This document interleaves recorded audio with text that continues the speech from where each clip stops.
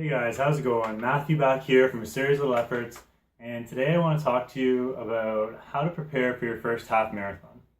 So what I want to do is go through step by step and give you absolutely everything you're going to need to get you ready for that big day. So let's jump right into it. First off, I want you to think about what your goals are. Are you doing this to achieve a really good time? Are you just doing this to finish? What exactly do you want to accomplish by running this race, and what's your purpose behind it? That's really going to change your training. If you're going for an hour and a half marathon, or half marathon, sorry, that's going to be a lot different than if you're just trying to complete it and it doesn't really matter to you what your time is. So try and come up with some sort of goal and we'll kind of work from there. If you don't have a goal or you really have no idea what sort of goal you want to achieve, you can leave that for later, but just keep in mind that in terms of making your training program, it's going to kind of change how you put things together. First thing you want to do is be really honest with yourself about your current condition, because this is a big time investment, and also if you aren't careful, you could potentially hurt yourself. So keep in mind when you are creating your program that you don't want to start training, say, 2 months out from your first race and assume that you're going to be ready if you've never run before in your life. What you really want to do is take anywhere from 3 to 6 months, depending on your physical condition. So we will go into that in a little more detail. But obviously, in order to train in only 3 months to be ready for half marathon, you better be in pretty good shape already.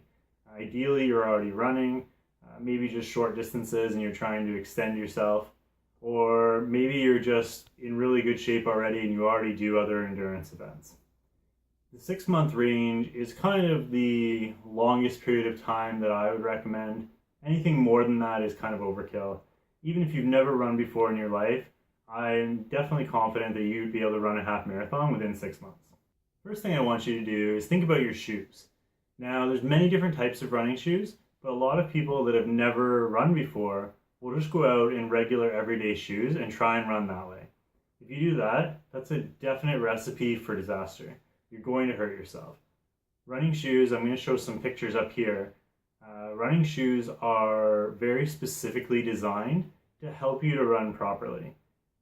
A lot of people, when they run, tend to change their running patterns just because of the shoes they're wearing.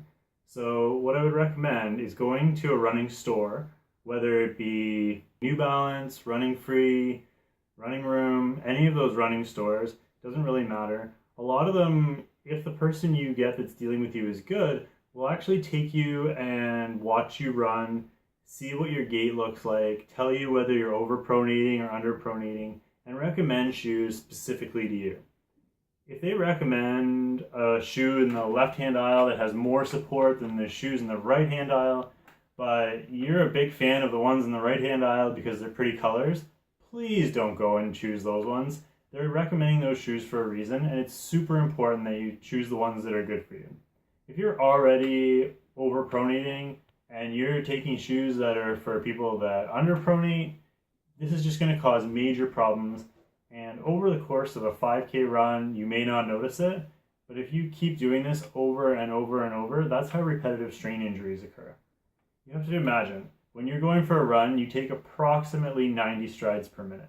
At 90 strides per minute, if you go out for an hour run, think about how many steps that is. It's crazy.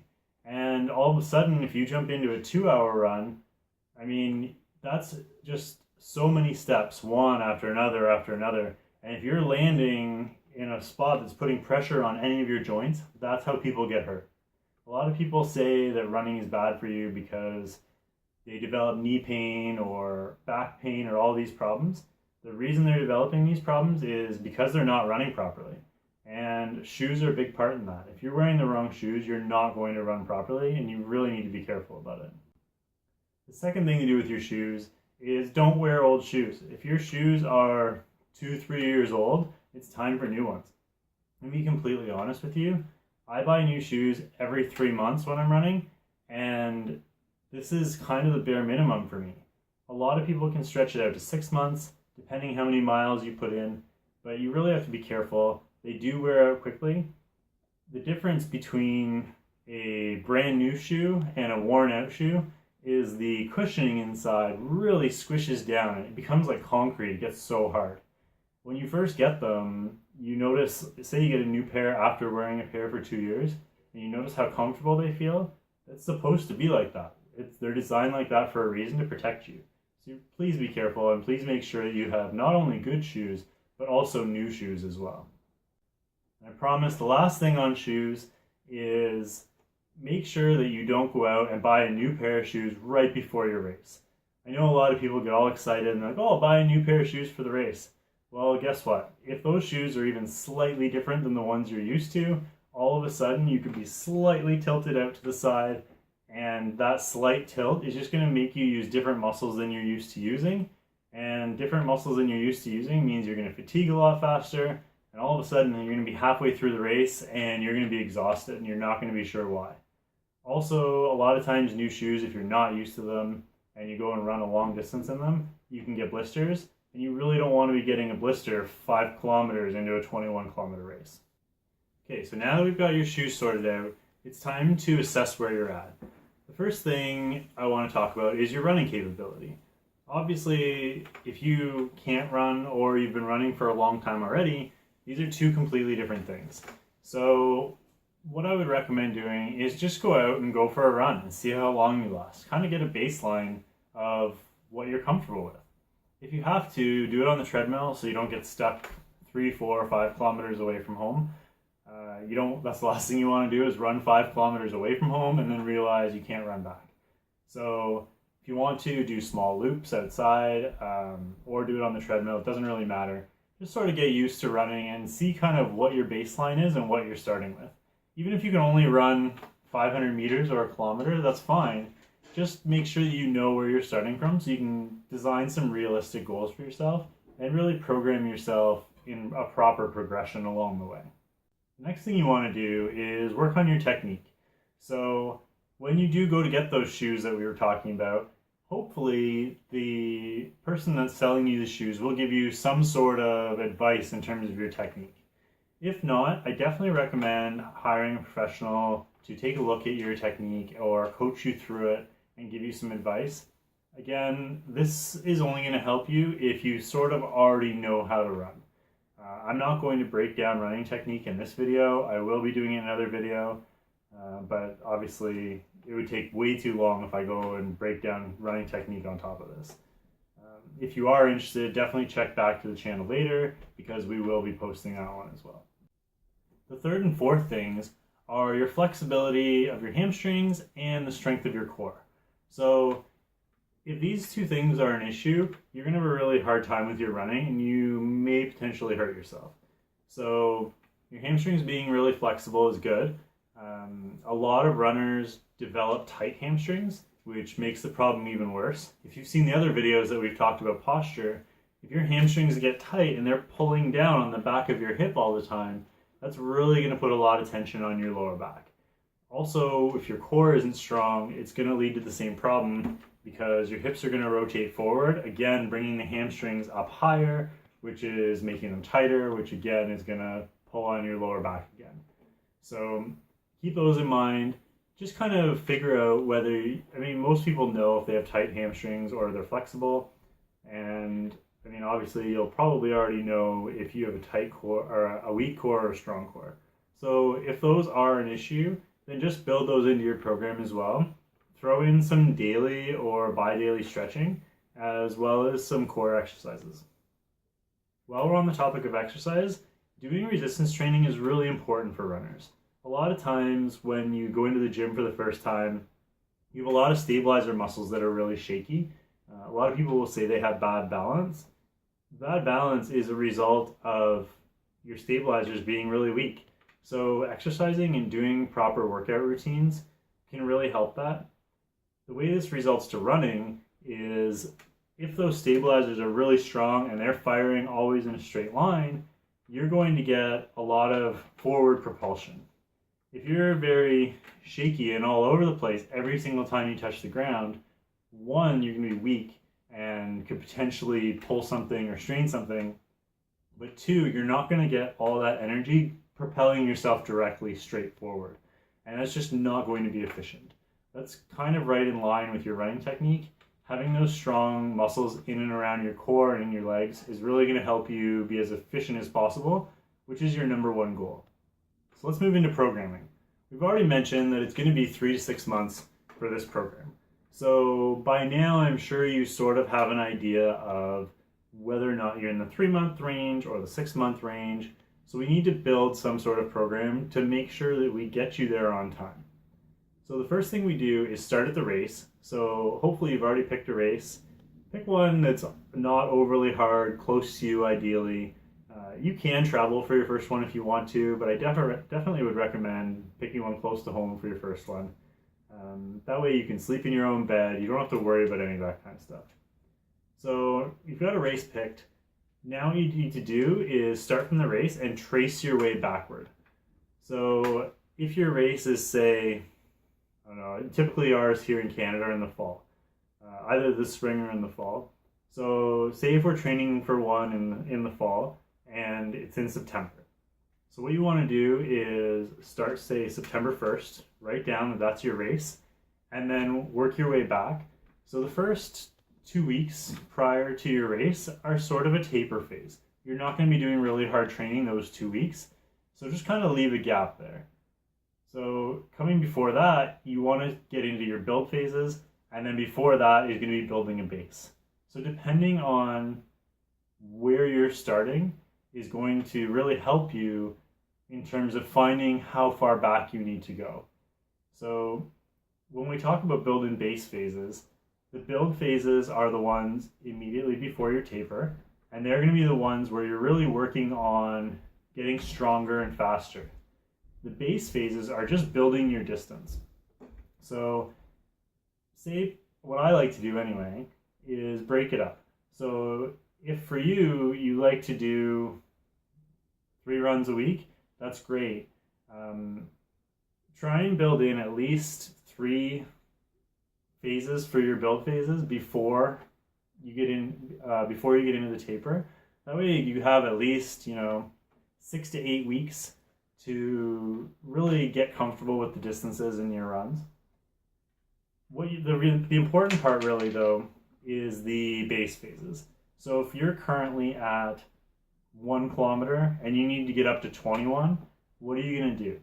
So if we're sticking with the 3 runs a week, if you're going to do more than that, that's fine. That's a more tailored program. But for now, let's keep it really basic and just say you're going to run 3 times a week.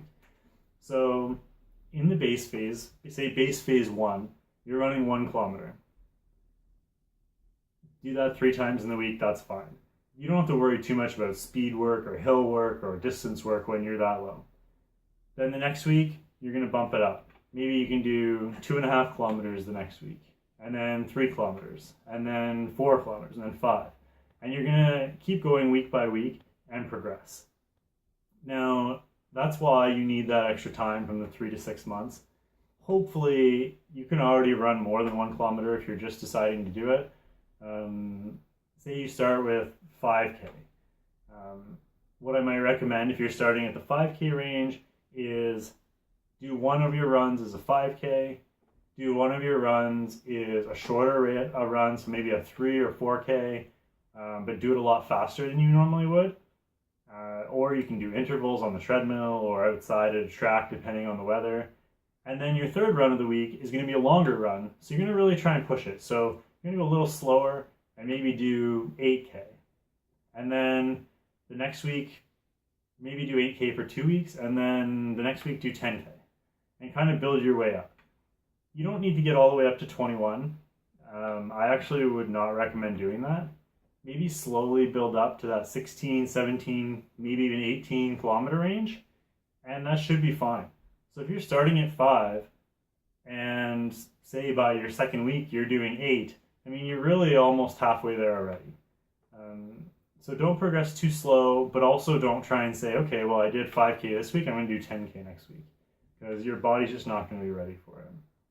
So what I like to do is structure those 3 runs, have a normal run where you're going your normal pace, you're going to have a speed run, and you're going to have a longer run. You can also switch that speed run into hill repeats if you want to, which is also very beneficial. Hill runs, basically what I'll do is I'll find the biggest hill around, I'll jog to it, and then I'll run up the hill and I'll jog back down, and I'll run up the hill and jog back down.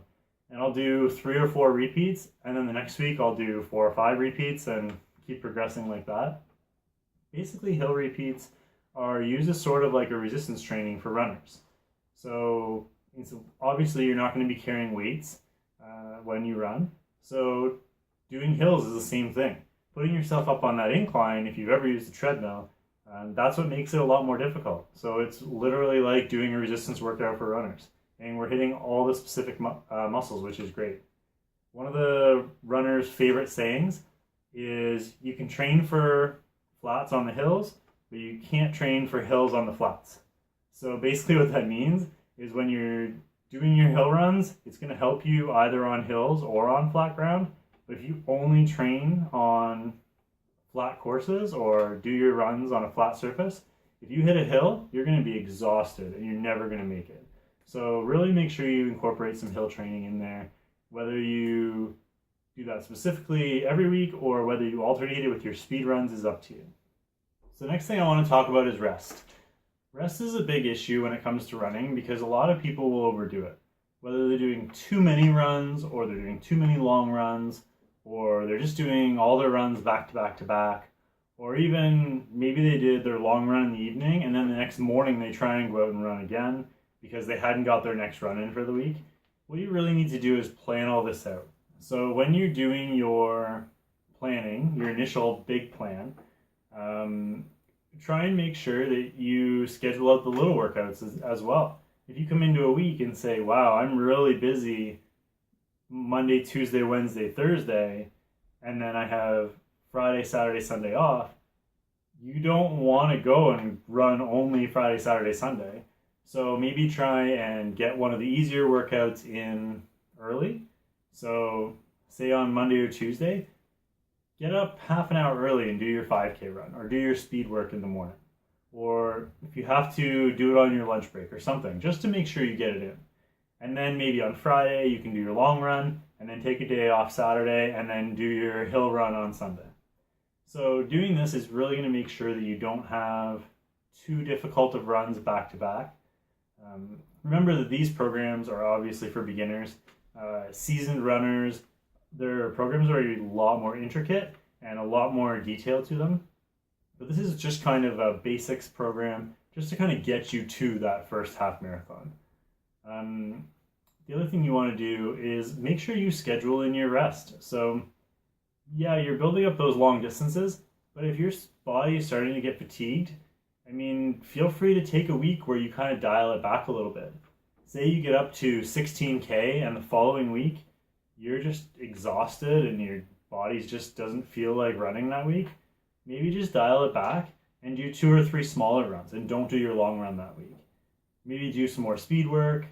Don't even do the hills. Just kind of like make sure you're still running because you don't want to dial it down completely. But maybe just do, say for example, a 5K jog, 1 5K fast run, and I don't know. Even if it's safe, we'll leave it at that. Say you're really tired, and those are only 2 runs you do that week. That's fine. As long as that's scheduled into your program, that's not a bad thing. You just need to make sure that you're staying on track, stick with your program, schedule in your rest. Make sure that your body is aware, you're aware of your body and what it's feeling like and what's going on.